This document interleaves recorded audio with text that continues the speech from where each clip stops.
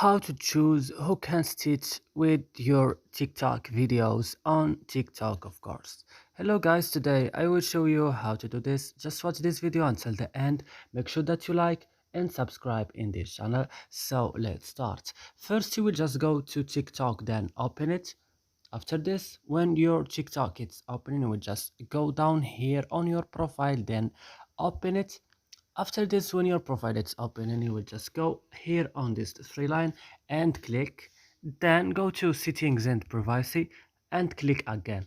Then guys, go to privacy and go to stitch, and here on stitch you can choose who can stitch with your videos TikTok, like everyone or followers that you follow back, or just only you. And that's it. I hope this video is useful for you guys. Don't forget to like and subscribe in our channel, and if you have any question you can write it down in comments, and see you next video.